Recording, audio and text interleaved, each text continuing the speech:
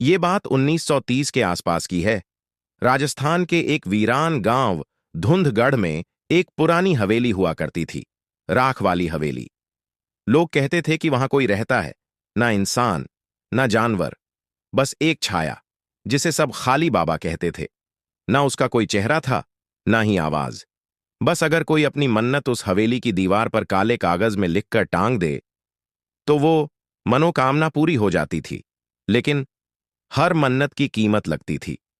खाली बाबा देता सब कुछ है, पर लेने खुद आता है। साल 2024 में एक फिल्म मेकर अयान ने उस हवेली के बारे में सुना। वो अपनी टीम के साथ डरावनी जगहों की डॉक्यूमेंट्री बना रहा था। उसके साथ थे रिया, कैमरा ऑपरेटर, अकलमंद और समझदार कबीर, साउंड डिजाइनर, मजाकिया पर बेपरवाह महक, रिसर्चर, धार्मिक और गंभीर। जब वो लोग राख वाली हवेली पहुंचे, तो सब कुछ सुनसान था। पर जैसे ही उन्होंने हवेली में कदम रखा, एक ठंडी सी हवा सबके रोंगटे खड़े कर गई। दीवारों पर काले धागों से बंधे सैकड़ों कागज लटक रहे थे। हर कागज पर कोई न कोई इच्छा लिखी थी। मेरा बेटा वापस आ जाए। मुझे दौलत चाहिए। वो जिसे मैंने खो दिया, मुझे लौटा दो। नीचे एक ही लाइन बार बार खून से लिखी थी। खाली बाबा सब कुछ देता है, पर तुम्हें खाली करके। उसी रात मजाक मजाक में अयान ने भी एक मन्नत लिख दी। मैं चाहता हूं मेरी फिल्म पूरी दुनिया में मशहूर हो जाए। कागज को दीवार पर टांगते हुए वो हंसा। चलो देखते हैं इस बाबा का जलवा। रात के ठीक 2:45 बजे रिया की चीख ने सबको जगा दिया।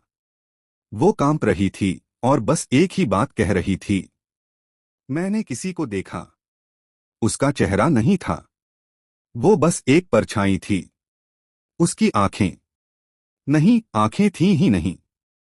वो बिल्कुल खाली था। सुबह होते ही अयान को मुंबई से फोन आया। उसकी पुरानी फिल्म अचानक वायरल हो चुकी थी। इंटरव्यू, ऑफर, मीडिया, सब कुछ। वो पागल हो गया खुशी में।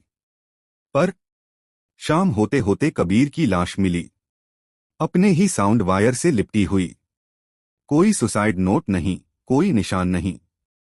बस उसकी आंखें खुली थीं और एक ही ओर देख रही थीं, उस दीवार की तरफ जहां मन्नत टांगी गई थी। अब सिर्फ अयान, रिया और महक बचे थे।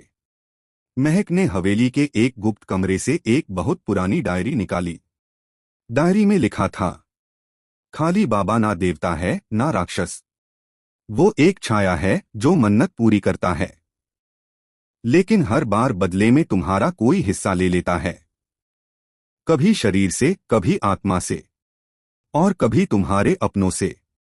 डर से कांपती हुई रिया ने एक और मन्नत लिख दी। मैं मरना नहीं चाहती, मुझे बचा लो।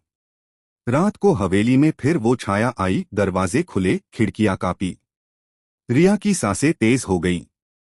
लेकिन छाया मुड़ गई। वो महक के कमरे की ओर चली गई। सुबह महक अपने बिस्तर पर जड़ बन चुकी थी। उसका चेहरा नीला था और पूरी पीठ पर काले निशान थे, जैसे किसी ने उसे भीतर से जला। अब सिर्फ अयान और रिया बचे थे। अयान को सब कुछ मिल गया था, नाम, पैसा, शोहरत। पर उसकी टीम, उसके दोस्त मर चुके थे। उस रात उसने एक आखिरी मन्नत लिखी। मैं सब कुछ वापस चाहता हूं, सब पहले जैसा हो जाए। मन्नत टांगते ही हवेली की दीवारों से काले धागे बाहर निकलने लगे। जमीन से, छत से, हर कोने से एक भयानक अंधकार ने हवेली को निगल लिया। अयान की आंखें खुली थीं, लेकिन अब वो देख नहीं सकता था। कहा जाता है उसके शरीर से आत्मा खींच ली गई थी और हवेली के किसी अंधेरे कोने में अब वो भी एक नई छाया बन गया था। उपसंहार, आज भी अगर कोई राखवाली हवेली जाता है, तो दीवार पर नए मन्नतों के कागज लटके होते हैं। मुझे फिर से प्यार चाहिए। मैं जीतना चाहता हूं। वो वापस आ जाए। और हर कागज के नीचे एक ही लाइन, खून से कांपते हाथों से लिखी हुई, खाली बाबा सब कुछ देता है, पर तुम्हें खाली करके। तैयार हो? क्या तुम भी कुछ मांगना चाहोगे? फिर याद रखना, वो देगा जरूर। पर बदले में तुमसे कुछ जोरी ले जाएगा।